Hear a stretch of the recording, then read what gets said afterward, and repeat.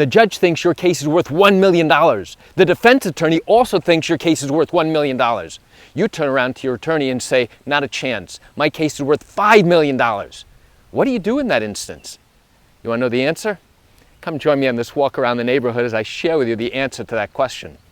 Hi, I'm Gerry Oginski. I'm a New York medical malpractice and personal injury attorney. Okay, so here's the scenario. You brought a lawsuit against your doctor claiming that he was careless and that his carelessness caused and contributed to your injuries. You're also claiming that your injuries are significant and permanent. And now your doctor denies all of your allegations. So what happens? Your case goes all the way through the litigation process, and now after 2 years, you finally get to trial. In the middle of testimony, the judge decides to take a break. And now he calls up your attorney to the bench and he says, "Counselor, is there any chance we could try and settle this case? I think your client has a significant problem here." Your attorney turns around to the judge and says, "Judge, my client refuses to accept the defense's offer." And he says, "What's the offer?" "The defense has offered $1 million to settle this case." And now, what does the judge say? The judge says, "You should tell your client to take that money and run, because there's a good chance that when this case goes to a verdict, the jury's going to come back and give your client absolutely nothing. They're going to say that the defendant, the doctor, did absolutely nothing wrong, and she's going to go home without a penny." Your attorney tells you that the judge even thinks that your case is worth $1 million and you should take that money and run as fast as you can. The judge says that's a gift. You should take it. Why? Because he thinks you're going to lose your case. He thinks the jury is going to come back and find that the doctor was not careless and was not responsible for your injuries. In that instance, you're going to get nothing. Now, the judge doesn't want to see you get nothing.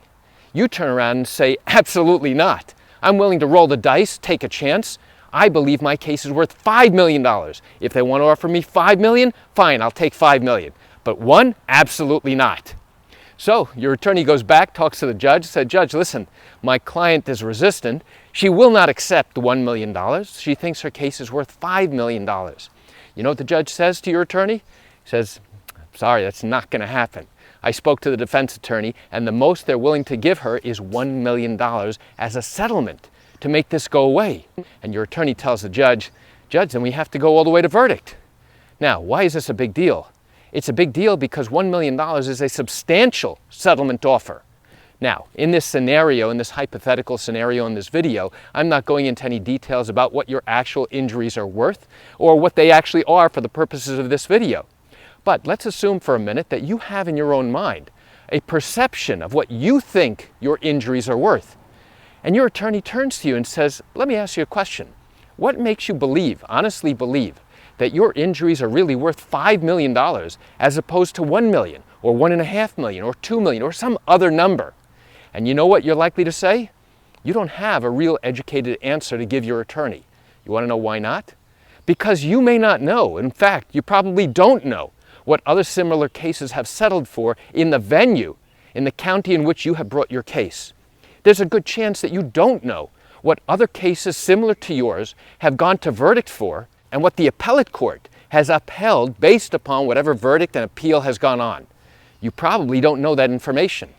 Also, you may not be considering the fact that you may have caused or contributed to your own injuries. And you may be saying, "Wait a second, I didn't cause or contribute to my own injuries." But if the defense says you did, and there is evidence to suggest that you may have caused or contributed to your own injuries, that means that any verdict that a jury ultimately gives you is then going to be reduced proportionally to the percentage of responsibility where you cause your own injuries. So what does all that lawyerly speak mean? It means that if the jury finds, let's say, you 10% responsible for your own injuries and the doctor 90% responsible, if the jury ultimately gives you $1 million as compensation for all the harms and losses and damages that you incurred, the maximum amount of money that you can actually recover from the doctor who caused all these problems is only 90% of the money that they gave you, which in this case would be $900,000. Another thing you might not have considered is that when you go to a verdict, you have no idea what's going to happen. You don't know whether a jury is going to give you more than what your attorney is asking for. You don't know if a jury is going to give you what your attorney is asking for, nor do you know if the jury is going to give you less than what your attorney is asking for. And importantly, you don't know if the jury is going to find in your favor at all. So there are a lot of unknowns when you go to a jury verdict.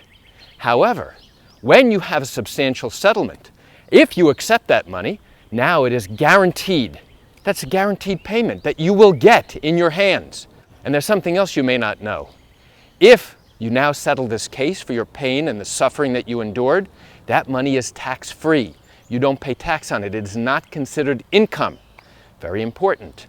Okay, it's not like you go to work and you earn a living and now you get taxed on that. This money is compensation for all of the harms and losses and damages you suffered because of someone else's carelessness. So why do I share this information with you? I share this with you because this does happen from time to time, where you, the injured patient, turn around and say, you know what? I believe that my injuries are worth so much more. I don't care what the judge says. I don't care how much experience or how many other cases he's seen. I don't care what the defense says. I think my case has a value of $5 million. And the attorney who represents you should turn around and say, exactly how is it that you believe your injuries are worth $5 million, but somebody who has more severe injuries did not receive even a fraction of that amount on appeal? Tell me that. And now you'll be hard-pressed to come up with an answer. But this is important to understand as you are going through this process, or even before, as you're thinking about it, to determine what exactly your injuries are worth. And I realize you're likely watching this video because you have questions or concerns about your own matter. Well, if your matter did happen here in New York, and you're thinking about bringing a lawsuit, but haven't done so yet because you still have questions that need to be answered, what I invite you to do is pick up the phone and call me. You know I answer questions like yours every single day, and I'd love to talk to you. You can reach me at 516-487-8207 or by email at Gerry, Gerry, at Oginski-law.com. That's it for today's video. I'm Gerry Oginski. Have a fantastic day.